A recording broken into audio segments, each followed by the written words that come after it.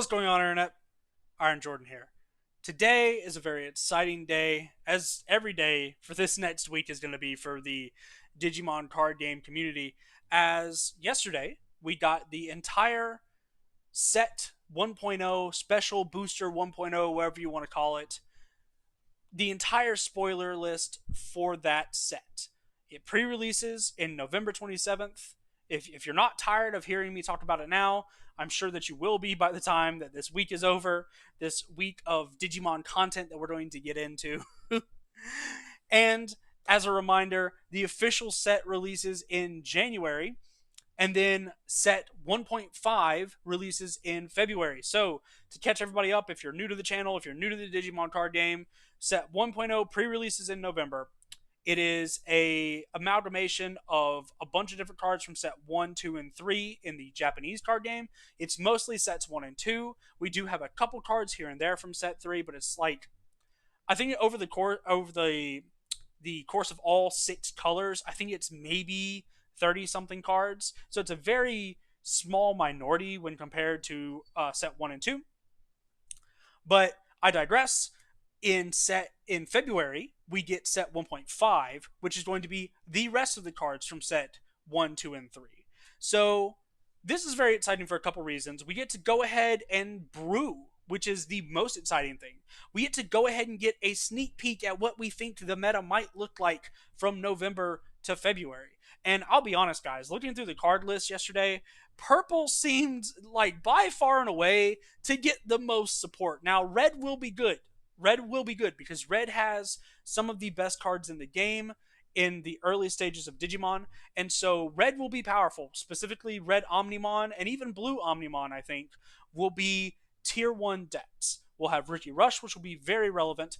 But another deck that I think that people really need to look out for is going to be purple, in what I'm calling purple trash. It's called purple trash because in this game, the discard pile is called the trash area, and we play out of our trash can. We play out of our recycling bin.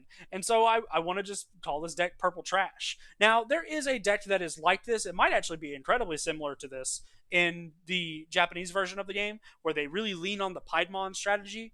And we do have Piedmon in the deck. Go ahead and spoiler alert there. But I kind of wanted to, focus on. I don't know. I just wanted to, without looking at other Japanese decks and seeing what they play, I just wanted to look at the card pool that we had in purple, because purple seemed like you got a lot of good stuff. Look at the card pool in purple and build my first deck for the Digimon card game. So we're gonna go ahead and start off. We're playing 4 Digi-Eggs, 4 Digitama. I don't know what they're going to be called in the English version. Actually, I think we can go ahead and give that a check real quick. So, haha, live fact checking. Card list. And then we'll take a look. We'll go to purple. So what are they actually going to be called? This is just purely for my my amusement, guys. So we want they're going to be called Digi-Eggs. Okay, cool. So they're called Digi-Eggs in the English version, which is nice. It's whatever. But we're only going to be playing 4. We're playing Pagumon. Pagumon has, when attacking, discard the top card of your deck. Now, that is an inheritable skill, which means that while this card is underneath another Digimon, it'll have that ability. Now, Pagumon can never be on the battlefield by itself because Digi-Eggs cannot be on the battlefield by themselves. And so you will always have this ability. But it's just essentially a mill 1. If you've played any other card games, it's a mill 1. We have 12 rookies, which might get bumped up. 12 rookies seems like a pretty average amount from what I've seen of most Digimon decks. Now, granted, I've really only looked at like Omnimon decks and Shine Raymon decks and stuff like that, and Vmon and stuff. I haven't looked at black. I haven't looked at purple. I haven't looked at Megazoo and stuff like that, although Megazoo is probably really easy to build. But from what I can tell, most decks want to have 12. Some decks will have more, but we have 12 right now. And if we need to bump up after playtesting, we will. Again, this is just an initial first build to get some experience with brewing. And if you're anything like me, whenever you build a deck, you build it around a concept and you go, okay, cool, now I'll playtest it and see how it works out. And then after you playtest a little bit, you go, I didn't like this card, or I didn't like that card at that ratio. Maybe I'll bump it up or I'll take it down, or this card was really good in this situation, but it's for the most part not very good, so it's a 1 or 2 of or whatever. So after testing this deck list, will probably look way different, but I'm pretty committed at this point to playing purple in set one. We have Impmon as our first rookie. He has when destroyed, discard 3 cards from your top of your deck, so you mill 3 when he's destroyed, which is pretty good in combination with the Pagumon. So if you go Pagumon onto Impmon and then you swing, you're milling 4 cards if he dies. Basically, if you check a Digimon in security, he's gonna die, and you're gonna mill 4 total cards in that attack. Gabumon has a inheritable skill of when destroyed, you draw 2, then discard 1 from your hand. This is really nice because you're getting 2 cards in your hand, and then you're pitching whatever the worst card in your hand is, or whatever you don't need at the time, or whatever you want. If you want to set up something for a graveyard play, which we'll have plenty of later, Tapermon has when destroyed, draw 1. That's his actual skill. As you can see, the guys having the actual skills, it's in their kind of art box, and the guys that have the inheritable skills, it's in like their little mini picture down at the bottom. It's in the bottom of the card. Next, we have Vilemon because we have to play blockers. We're getting into our champions now, guys. So we're playing 4 Vilemon because we have to have blockers. It's going to be very important in set 1 to have blockers because of Rookie Rush. So that's going to be very, very important. We have Devidramon, which has an inheritable skill of when destroyed, gain 1 memory. We have Wizardmon, which the first skill, we are never going to have a yellow Digimon out, and so we'll never get that part of the skill. But this guy exists for one reason and one reason alone, which is he's pretty cheap to play at 4 what is that, memory at 4. I want to say energy and I want to say mana because of DBS and magic, but it's memory in this game. So at 4 memory, he's a pretty cheap champion to play. And then whenever he's destroyed, he gets draw 1. So you can play him to set up low memory for your opponent. And then on your turn, if you swing at them, he dies, you draw a card, and it's just super good.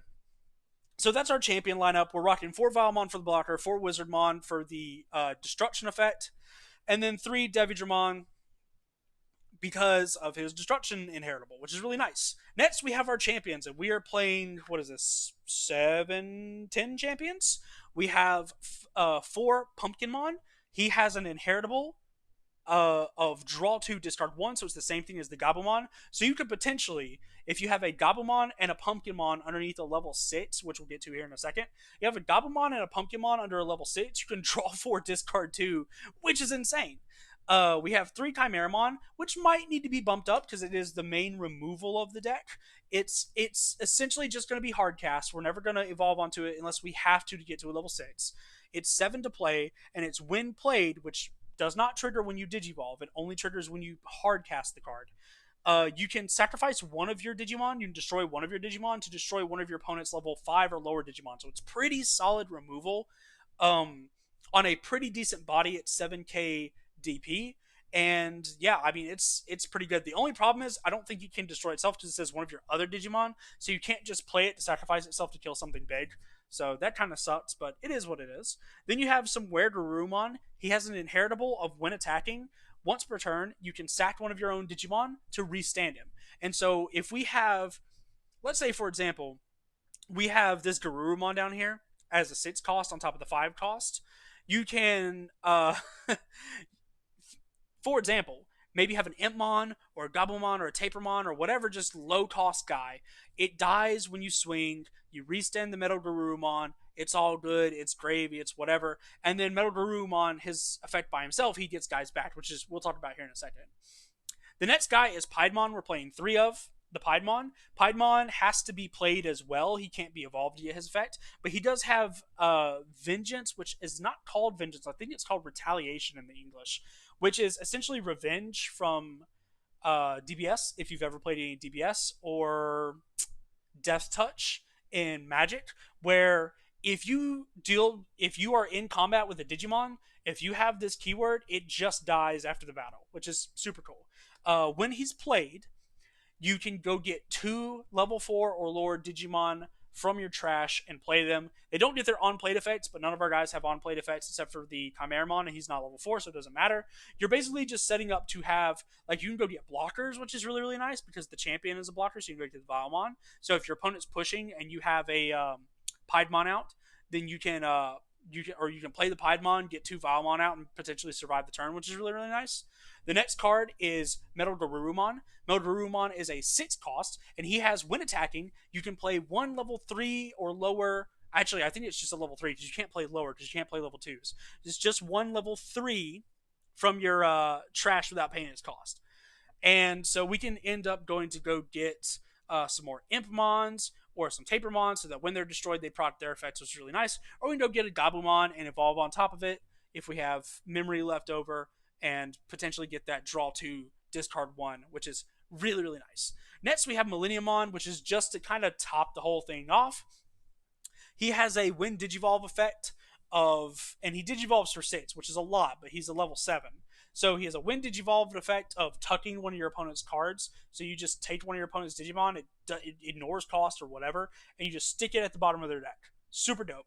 He's a 13k attacker, and he has an effect of if he had a Digi Evolution source when he dies, you can just bring him back for free. Now he doesn't come back with a Digi Evolution source, so he only comes back once, but still you get a card that comes in, it removes something from the board, and then it's a big boy itself. And if it happens to die, if you run into an Omnimon in security, which I think Omnimon can kill it, I'm pretty sure Omnimon's 14k. So if you run into an Omnimon or if you get Terraforced or whatever, it just comes right back, which is super dope. Next, we have for Matt Ishida in our Tamer spot because you have to have this, especially if Ricky Rush is going to be good. This card's just super insane. I'm hoping to get a playset of the alternate art, which will be really, really nice. And then we're playing for Grizzly Wing. Grizzly Wing just allows us to pay 2 energy to get a 3-drop less, and to get a 3-drop back from our graveyard, which is really nice. And then if it gets checked off energy, we can do the same thing. So it really sets up our plays for cheaper energy, which is really, really nice. You get a 1 energy discount here, or you get a 3 energy discount on your opponent's turn, which is really, really solid. And yeah, that's the entire deck. This is the initial build of my purple trash, purple Piedmon, purple graveyard, whatever you want to call it deck. I'm really happy with it right now. Obviously, I haven't done any testing with it yet, but I'm going to be playing on Untap and Octagon maybe, and doing some different things and potentially recording some gameplay, but we'll see how that goes. I hope you guys enjoyed it. Let me know what you guys think, and I promise there will be an update to this deck. When we get cards in person and we start to get to play and stuff like that, I promise there will be an update, and I'll tell you guys what I think about it when that happens. So, enough of my rambling. I hope you guys enjoyed it, and I'll see you in the next one.